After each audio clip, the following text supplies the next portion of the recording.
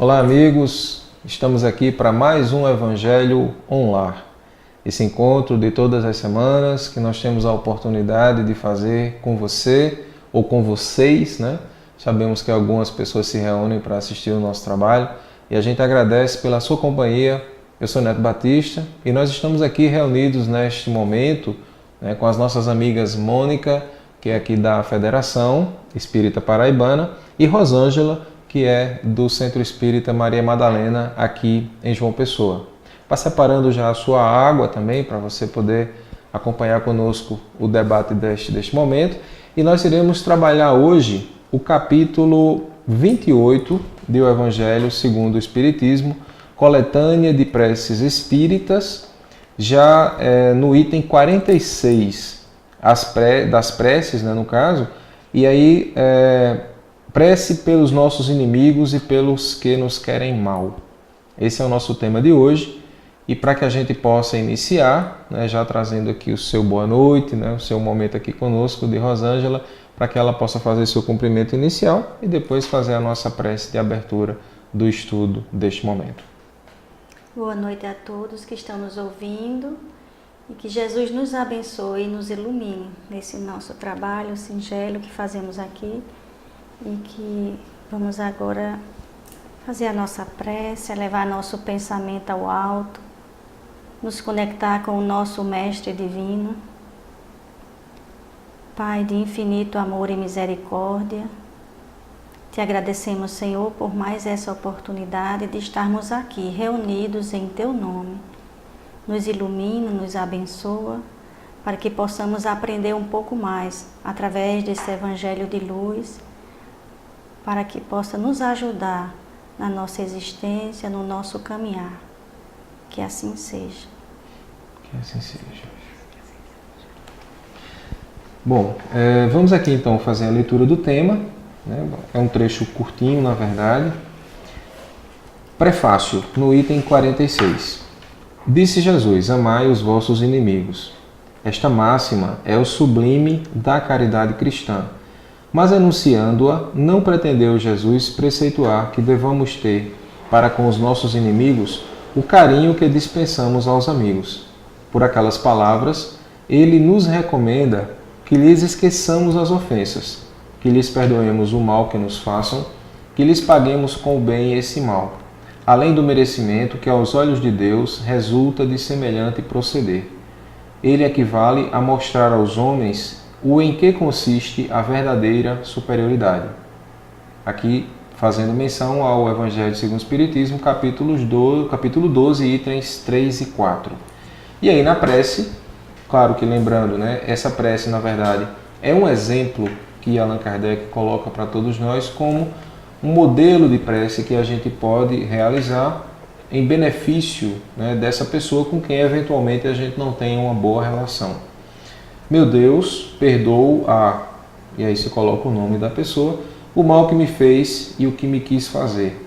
Como desejo me perdoes e também ele me perdoe as faltas que eu haja cometido. Se o colocaste no meu caminho como prova para mim, faça-se a tua vontade. Livra-me, ó meu Deus, da ideia de o maldizer e de todo desejo malévolo contra ele. Faze que jamais me alegre com as desgraças que lhe cheguem, nem me desgoste com os bens que lhe poderão ser concedidos, a fim de não macular minha alma por pensamentos indignos de um cristão. Possa a tua bondade, Senhor, estendendo-se sobre ele, induzi-lo a alimentar melhores sentimentos para comigo. Bons espíritos, inspirai-me o esquecimento do mal e a lembrança do bem, que nem o ódio, nem o rancor, nem o desejo de lhe retribuir o mal com outro mal me entrem no coração, porquanto o ódio e a vingança só são próprios dos espíritos maus, encarnados e desencarnados. Pronto esteja eu, ao contrário, a lhe estender mão fraterna, a lhe pagar com o bem o mal e a auxiliá-lo, se estiver ao meu alcance. Desejo, para experimentar a sinceridade do que digo, que a ocasião se me apresente de lhe ser útil, mas, sobretudo, ó meu Deus, preserva-me de fazê-lo por orgulho ou ostentação, abstendo-o com uma generosidade humilhante, o que me acarretaria a perda do fruto da minha ação, pois, nesse caso, eu mereceria me fossem aplicadas estas palavras do Cristo: já recebeste a tua recompensa.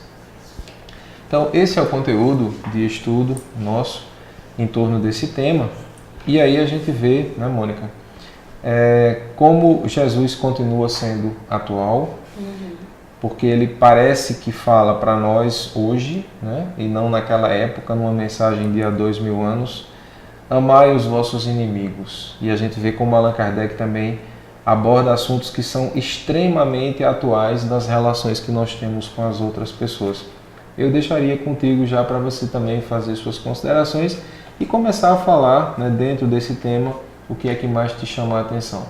Esse texto é muito interessante, né? Embora seja uma prece curta, uma mensagem, mas de uma profundidade muito grande. Porque se vê nesse texto, a gente encontra o amor a Deus, o amor ao próximo, o amor a nós mesmos, a caridade, a humildade, a indulgência, a tolerância, quer dizer, uma série de atributos e de o que nós buscamos, né, que é a perfeição, que é dilatar nosso conhecimento e nosso sentimento, numa mensagem tão curta, quer dizer, amar os inimigos. E ele nos ensina como a gente deve orar, nos colocando na situação que para nós ainda é difícil. Nós ainda temos nossas limitações em relação ao próximo, né? Mas a gente se colocar o próximo como nós mesmos, porque como pessoas passíveis de erros, como também nós somos, né? Então a gente nunca... E quando a gente exercer esse perdão, o perdão também ele coloca aqui, né? Quando a gente exercer essa fraternidade, essa indulgência, essa tolerância com o próximo, a gente nunca se colocar num patamar de superioridade, para que o outro não se sinta humilhado, para que o outro não se sinta diminuído. Então é o exercício pleno da caridade e do amor ao próximo, que a gente vê nessa mensagem, né? Kardec coloca tão bem esse texto. E é interessante, né, Rosângela, porque assim, quando ele fala aqui, né, para que a gente possa perdoar o mal e que a gente pague com o bem, a gente vê como é difícil, mesmo para a gente que vive numa sociedade dita cristã, né, mas sempre que, em várias oportunidades que a gente tem, né, se a gente se dispõe a perdoar, são muitas pessoas que nos chamam a atenção, né, você tem que deixar de ser besta, né? Porque você perdoa sempre. Então a gente é convidado muitas vezes até a revidar, né? Justamente por conta disso. Você acha que falta essa preparação para a gente aprofundar mais esse conceito, né, do perdão e esse amor ao próximo, mesmo que seja alguém que não nos queira bem? Hoje, assim, a grande dificuldade em relação ao perdão é justamente por a gente não compreender o significado do amar os nossos inimigos. A gente ainda tem uma visão equivocada, que a gente, para amar os nossos inimigos, a gente deva colocar ele na mesma posição que coloca os nossos amigos no nosso sentimento, na nossa vida. E Allan Kardec nos esclarece de forma muito clara isso, que amar os inimigos não é ter por ele aquela mesma afeição que a gente tem pelos nossos amigos. E por isso essa dificuldade, por não compreendermos, aí talvez seja impossível amar os inimigos por conta dessa falta de compreensão, dessa falta de conhecimento. E o fato da gente perdoar é bom para quem perdoa, porque às vezes a gente acha, como o Neto falou agora, quem perdoa é besta, é isso, mas não é dessa forma. Que Joana de Ângeles mesmo fala que perdão é benéfico para quem perdoa, porque nos traz paz de espírito, nos traz equilíbrio emocional e nos traz também a lucidez mental. Então, e o mesmo acontece o contrário, se a gente opta pela vingança, pelo ódio, é justamente o contrário, todo um desequilíbrio, todo que a gente entra nessa situação. Eu destaco, além do que vocês falaram também, né, nesse primeiro momento nosso, nessa questão do pagar o mal com o bem, né? A gente sabe como isso é desafiador. Muitas vezes a gente termina sofrendo algumas ações que nós classificamos de injustiça, né? E um dia desses eu vi uma frase que eu fiquei pensando, né? Que ela dizia assim, existem injustiças, mas não existem injustiçados. Se a gente for parar para pensar no que significa isso, nós temos, né, o processo de plantio e colheita permanente na nossa caminhada. E nós vivemos determinadas situações que a gente tem algo a aprender, seja na nossa relação conosco, seja na nossa relação com o próximo. Muitas vezes, pessoas cruzam o nosso caminho, né, e nos colocam em situações difíceis, aí pelas mais diversas circunstâncias, né? Depois que passa e quando a gente entende o propósito, a gente consegue olhar para aquela situação de uma forma diferente, né? A própria sabedoria popular, né, ela fala nisso quando se coloca, né, Deus fecha a porta, mas abre uma janela. Então, é sempre colocando oportunidades para a gente poder repensar aquilo que a gente já viveu. E essa relação que nós temos com as outras pessoas, né, é importante para a gente avaliar, porque hoje a gente pode classificar aquela pessoa como sendo o pior inimigo, né? Mas aquela pessoa que a gente classifica como nosso inimigo é alguém que pode ser extremamente importante para a gente dentro de um processo de maturidade, para a gente poder pensar de fato onde é que a gente precisa avançar. Porque é aquela pessoa que não tem compromisso com o tapinha nas costas, que às vezes nos critica, às vezes até de forma menos feliz, né? Mas que a gente também tem a nossa quota parte aí nessa história. Sim. Porque quando a gente se relaciona com o outro, a gente pode pensar assim, mas eu tenho... quando a gente é completamente imaturo, né, a gente diz que a culpa é toda do outro, né? 100% de culpa é dele e eu não tenho culpa nenhuma nessa história. Na medida que o tempo vai passando e a gente vai refletindo, a gente vai começando a pensar que de fato uma parcela dessa culpa também é nossa para chegar no ponto que chegou, nas relações sociais, né? Até o dia da gente tentar entender, sim, de fato eu preciso fazer minha parte para que essa situação se encaminhe para uma solução. Mas é pagar o mal com o bem, quer dizer, é você procurar fazer o bem que está ao seu alcance. E na própria passagem aqui, né, do Evangelho, a gente vai ver aqui na prece, no terceiro parágrafo, né, quando Allan Kardec coloca: nem o ódio, nem o rancor, nem o desejo de retribuir o mal me entrem no coração. E a gente vê como isso aqui é importante, né, Mônica? Porque é uma coisa nossa, né? Eu não posso interferir no sentimento do outro, mas eu posso trabalhar o meu sentimento, né? Engraçado que eu, estudando para fazer uma palestra, e me perguntei, né, por que é tão necessário que nós não tenhamos esse ódio, esse rancor no nosso coração? Porque isso é o que nos aprisiona, isso é o que nos retém na materialidade, nos instintos, né? Que nosso movimento deve ser justamente o de ascender.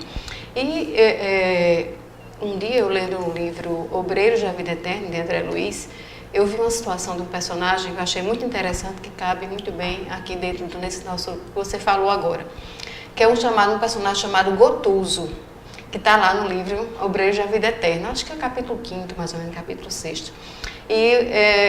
E era interessante porque Gotuso, ele trabalhava numa casa intermediária que recebia espíritos recém-encarnados e em processo de encarnação. E ele também tinha sido médico na encarnação anterior e ele trabalhava na elaboração dos projetos de reencarnação. Ou seja, ele tinha um cargo, ele tinha um valor já naquele local, ele trabalhava bastante. E conversando com André Luiz se surpreendeu como é que Gotuso nunca tinha conseguido sair daquela zona, que era uma casa transitória próxima à crosta, para visitar uma instituição também, né, espiritual, mas de um teor mais elevado. Por exemplo, ele nunca tinha ido ao Nosso Lar, ele nunca tinha ido a uma esfera mais elevada. E ele se surpreendeu como é que aquele espírito tão dedicado, trabalhador e fazendo um trabalho tão importante, realizando um trabalho tão importante, e ele foi averiguar o motivo, né? E por que Gotuso não conseguia ascender a nenhuma casa, nenhuma zona, né? Nenhuma cidade ou local espiritual mais elevado?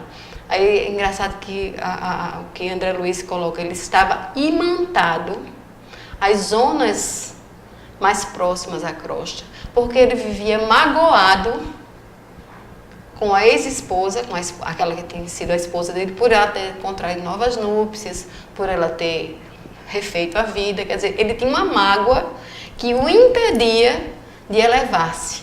Então a gente vê a importância que quando Jesus nos diz que quando você for orar, deixa a tua oferenda, vai reconciliar-te com teu irmão e depois volte para orar. Porque se a gente tem um coração pesado pelo rancor, pela mágoa, pela ausência do perdão, pelo ódio, pelo sentimento de vingança, é da lei. É da lei das vibrações, é da lei. A gente não consegue acender. A gente não consegue ter, como Kardec nos diz, um coração puro. Então, para a gente ter esse contato com Deus, para a gente se elevar, a gente tem que ter um coração puro. Por isso que os espíritos puros, né, os espíritos que não retêm nele nenhum desses sentimentos mesquinhos que a gente guarda, que a gente coleciona, né? Que às vezes a gente, eu vou dizer a gente, mas nossos e tantos irmãos que acham que a vingança é uma coisa que deve ser praticada, que é besta quem perdoa. Ora, o perdão tem uma utilidade. O bem é útil para nós como espíritos. Porque a gente fica retido naquela zona de vibração e a gente não tem, a gente pode fazer o bem que for, a caridade que for, mas a gente não consegue se elevar. E isso que você coloca é interessante. Não é interessante? Porque, se a gente for pensar nos sentimentos, é uma referência bem simples pra gente. Uhum. Quando a gente está com raiva, como é que a gente se sente? Uhum. E quando a gente perdoa? Quando o perdão é verdadeiro, né? Como é que a gente se sente? Então, é uma referência. Quando você imagina aquela pessoa, né, que você está ali na inimizade, uma inimizade às vezes de 10 anos, de 15 anos, e que se consegue fazer as pazes. Você parece que tirou um peso, né, dos ombros. E você falando, eu me lembrei do exemplo de Adelino no livro Missionários da Luz também, né, de André Luiz. Adelino, esposo de Raquel, pai de Segismundo. Né? E é todo o enredo que tem, aí fica o convite para você também poder verificar aí a obra, né, Missionários da Luz. Mas tem uma cena tocante no livro que é o momento da reaproximação de Adelino com o seu futuro filho, né, que é o Segismundo. E tem um momento em que é estabelecido um perdão. Mas o que chama a atenção é o relato que os espíritos fazem, porque eles conversam entre si, os que estão assistindo aquela cena, e eles dizem que o perdão de Adelino foi verdadeiro. Né? E qual é a constatação? Porque ele saiu dele uma camada de sombra que estava acompanhando. Então aquela camada de sombra foi diluída. Né? Por quê? Porque de verdade ele ofereceu um perdão legítimo. E o mais interessante é que depois que passa isso, né, eles começam a identificar uma luz que existia já em Adelino, que estava ocultada justamente por essa dificuldade que ele trazia, que era o sentimento de mágoa. Né? Então a gente vê que trabalhar o perdão nessa relação com o próximo, nesses entendimentos e desentendimentos que a gente tem na vida, é algo que é muito do nosso dia a dia, né? É uma matéria de estudo nossa que a gente não deixa de estar travando contato com ela no dia a dia. E a questão precisa acontecer na nossa intimidade, né, Rosângela? Porque imagine o que é, por exemplo, a gente ter uma relação estremecida com alguém e você não ficar feliz com o insucesso daquela pessoa. Né? Às vezes a gente diz, mas eu sou espírita. Mas como é que você está por dentro? Né? Como é que é viver essa experiência? Para a gente é um desafio, né? Huberto Holden, ele diz uma coisa bem interessante, que ele fala assim, que quando alguém me faz um mal, isso não me faz mal porque não me faz uma pessoa pior. Mas se eu pratico o mal, isso sim me faz o mal, porque isso me torna uma pessoa pior. Então, é uma visão que a gente precisa ter, porque a gente tem uma visão equivocada que se alguém me fez um mal, isso é um mal, mas o mal maior é aquele que eu faço, né? Porque em Mateus diz assim, o que entra no homem não torna o homem puro, mas sim o que sai do homem, isso torna o homem puro. Então é essa visão que ele coloca. E quando a gente vibra, né, nessa questão do antagonismo, né, é curioso porque a gente sempre fala assim, né? se eu pudesse, eu nunca mais via, né? Se eu pudesse, nunca mais eu estava perto daquela pessoa, né? Nunca mais eu estaria perto daquela pessoa. E tem situações em que as pessoas realmente se distanciam, fisicamente. Mas é impressionante como as pessoas continuam pensando umas nas outras, alimentando esse sentimento, né? E a gente diz assim, você está longe fisicamente, mas todo dia você pensa naquela pessoa. Pelo mal que ela fez. E às vezes são questões assim, eu falei, né, de mágoas. Quantas mágoas existem de 10 anos, de 20 anos, né? Eu presenciei uma situação familiar que uma pessoa tinha uma amizade de muito tempo que se transformou numa inimizade por uma situação muito simples do dia a dia, né? Um desentendimento até assim, bobo. E esse desentendimento terminou se agravando e chegou ao ponto de virar um problema sério, né? E por quê? Porque foi sendo alimentado de ambas as partes, né? E a gente vai pensar assim, vale a pena, né? Quando a gente está vivendo essa realidade e a gente está adiando esse encontro, o que a gente está projetando para o nosso futuro? Pois é. O que a gente está projetando também a nível vibracional e a nível de saúde. Você falou na questão do Segismundo, e eu lembrei também, que realmente o Missionário da Luz é um livro belíssimo e acho que é um dos melhores livros de André Luiz da coleção, A Vida no Mundo Espiritual. E a gente vê o caso de Adelino, de Raquel e Segismundo, e eles estavam, né, Segismundo querendo encarnar num lar de criaturas que ele já tinha ofendido em outras vidas, e ao Segismundo se aproximar, a energia da raiva, dos sentimentos, né, de ausência de perdão, eles afloravam em Adelino. E essa energia é tão assim, negativa, que ele atinge o nosso corpo físico e atinge também nosso corpo perispiritual. Porque você vê com um exemplo que não havia a fecundação, porque o sêmen de Adelino ele é destruído pela raiva que ele tinha antes mesmo de atingir o óvulo. De fecundar o óvulo. Então eles estavam impossibilitados de gerarem por causa da mágoa dos ressentimentos, porque os espermatozoides estavam recebendo aquela carga de energia de raiva e eles não fluíam, o percurso dele não fluía. Então, isso a gente vê que há uma repercussão desses nossos sentimentos negativos muito grande nas nossas células físicas e nas nossas células perispirituais. E muitas vezes, como a gente também vê nesses livros, até a fisionomia nossa, ela com o tempo, ela toma um ar lúgubre, um ar pesado, porque a gente veste a máscara dos sentimentos. Às vezes não tanto no corpo físico, mas no corpo perispiritual.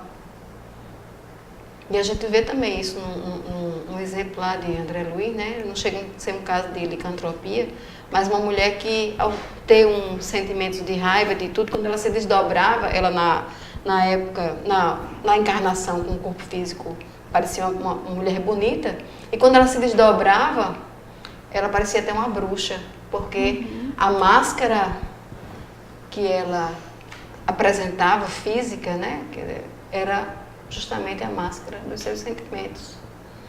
Então, tudo isso, a gente muitas vezes, né, fica nessas preocupações com o corpo físico, também, logicamente, o corpo físico é de extrema importância, mas tudo isso reflete no nosso organismo como um todo, né, que a gente vai levar, às vezes, encarnações, doenças, que a gente não sabe nem a origem, mas a origem está nos sentimentos.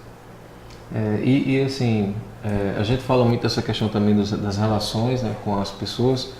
Às vezes a gente vai encontrar situações assim que são bem interessantes, entre aspas, né? Tipo assim, não tem nada não, né? Fez comigo, não me vingo não, mas Deus está vendo. Né? Aí joga pra Deus. Eu já estou dizendo assim, né? Tem outros que colocam assim, né? Eu perdoo só se Jesus vier me pedir para perdoar, né? Só que ele já pediu, né? E tem outros que pioram, que dizem assim, nem Jesus descendo do céu, né, pedindo para perdoar, eu perdoo. Observe que, de fato, né, esse é um dos temas que mais nos alfinetam, né? Porque o perdão realmente é um desafio. Quando a gente fala aqui na teoria, a gente pode até passar uma imagem que é assim, mas é simples. Não, não é isso que a gente está querendo mostrar, né? Não é isso que a gente está querendo dizer. Não é simples, é um assunto complexo, é um assunto do nosso dia a dia, que nos chama muito a refletir, mas é algo que é importante e a gente pode dizer assim, perdoar é uma atitude inteligente. Por tudo isso que a gente está conversando aqui, né? Perdoar é uma atitude de inteligência. Por quê? Porque, como Rosângela falou, quem perdoa se liberta. Quem perdoa segue adiante, né? E não fica perdendo tempo. Às vezes a gente pensa assim, mas eu conservo uma mágoa. Faça a sua parte. E o próprio Jesus falou sobre isso. Se tu tens algo contra o teu irmão, né? Ou se teu irmão tem algo contra ti, procura-o em reservado, né? E fala ao teu irmão. Se ele te ouvir, terás ganho o teu irmão. E se ele não te ouvir? Né? Se a pessoa não estiver nem aí, não quiser nem saber, você fez sua parte. A partir daquele momento, você está quites com aquela relação. Se a outra pessoa não quer lhe perdoar, essa é uma opção dela, é um direito que ela tem pelo seu livre-arbítrio, né? E aí, assim, como a gente sabe que tudo caminha, né? E o tempo não para, nós temos aí só 5 minutinhos ali pelo nosso controller, né? Dom Diego, que está aqui conosco hoje, a gente mandou um abraço para ele, que não aparece, ele estava aqui no evangelho anterior, né? Fazendo aqui a mediação. Mas a gente deixa um abraço aqui também, o nosso carinho, a nossa gratidão pelo trabalho que ele está realizando com a gente. Para a gente fechar, eu queria começar contigo, Rosângela, para você poder falar um pouquinho mais, né, dessa questão aqui, como a gente vê no texto, para a gente poder, de fato, estabelecer esse perdão, né, e conseguir trabalhar uma relação mais centrada, né? A questão do desgosto, né? Vamos trabalhar olhando agora um pouquinho mais para a relação nossa dentro de casa, dentro da nossa família, esses desgostos nossos de cada dia, como é que a gente consegue encaminhar bem essas questões? Como é que a gente consegue estabelecer bem sem colocar mais óleo nessa fervura, né? Como é que a gente pode ser um bombeiro dentro de casa? Assim, primeiramente a gente tem a prece como uma aliada muito importante assim, na nossa vida, sabe? Aquilo que é difícil para a gente, onde a gente não consegue, a prece chega, onde a gente não consegue. Primeiramente a gente tem a prece como aliada e a gente confiar em Deus e manter a serenidade no coração. Eu sei que tem momentos que não é fácil, como o Neto falou, perdoar. Imagina alguém que nos fez um mal terrível e você, como a gente não vai conseguir não ter rancor? Mas isso é um concurso do tempo, é um processo que a gente vai lentamente trabalhando em cima disso e com a prece, com o auxílio da prece e confiando em Deus e sabendo que tudo é um processo. Assim como começou, assim ele vai diluindo. Se a gente não alimenta, a tendência é ele ir se diluindo com o tempo e vai se desfazendo, aquela mágoa, aquele rancor. E buscar mesmo o exemplo de Jesus, a presença dele no nosso lar, que é isso que nos fortalece e que transforma mesmo. E a gente tem a oportunidade também do Evangelho no lar. No lar, exato. Isso é outra ferramenta valiosa, o Evangelho no lar, porque ele harmoniza a casa da gente, harmoniza. É o Evangelho lá, quem faz sabe como é, né? Como a mudança que acontece no nosso lar. Quando a gente começa a fazer o Evangelho, é uma mudança assim visível mesmo, em relação à psicosfera do lar, que fica assim mais calma, mais tranquila. É isso. E aí, minha amiga Mônica? Bem, talvez no lar, né, nós encontremos os maiores desafios, né? Porque às vezes é muito mais fácil perdoar alguém distante que nos faça um mal do que uma pessoa que a gente acha que deveria nos amar, que deveria nos ter mais carinho, mais deferência. Mas esses são os desafios, né? E eu acho que a prece, o Evangelho no lar são imprescindíveis, mas como vocês já citaram, eu acho que a doutrina espírita, como um todo, ela nos dá recursos para nós entendermos as situações que muitas vezes nós temos nossas dificuldades com o próximo, né? Com as pessoas dentro do lar. Às vezes, como você lembrou até do caso de Segismundo, O lar, muitas vezes, como uma palavra de Bezerra de Menezes, aquele cadinho redentor, ou seja, aquele local onde nós vamos encontrar esses inimigos para o reencontro e a reconciliação. Porque não pode haver só perdão. Eu perdoo e você se distancia, como você falou, mas é o perdão, aquele abraço fraterno, aquela junção de sentimentos, né? De você ver o outro realmente como seu próximo.